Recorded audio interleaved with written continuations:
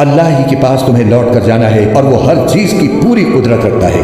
دیکھو یہ کافر لوگ اپنے سینوں کو اس سے چھپنے کے لیے دوہرا کر لیتے ہیں۔ یاد رکھو جب یہ اپنے اوپر کپڑے لپیٹتے ہیں اللہ ان کی وہ باتیں بھی جانتا ہے جو یہ چھپاتے ہیں اور وہ بھی جو یہ علن اعلان کرتے ہیں۔ یقیناً اللہ سینوں میں چھپی ہوئی باتوں کا بھی پورا علم رکھتا ہے، اور زمین پر چلنے والا کوئی جاندار ایسا نہیں ہے جس کا رزق اللہ نے اپنے ذمے نہ لے رکھا ہو۔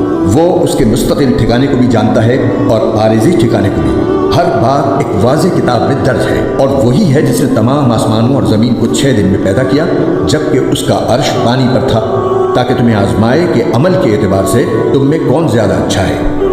اور اگر تم لوگوں سے یہ کہو کہ تمہیں مرنے کے بعد دوبارہ زندہ کیا جائے گا، تو جن لوگوں نے کفر اپنا لیا ہے وہ یہ کہیں گے کہ یہ کھلے جادو کے سوا کچھ نہیں ہے۔ اور اگر ہم ان لوگوں سے کچھ عرصے کے لیے عذاب کو مؤخر کر دیں تو وہ یہی کہتے رہیں گے کہ آخر کس چیز نے اس عذاب کو روک رکھا ہے؟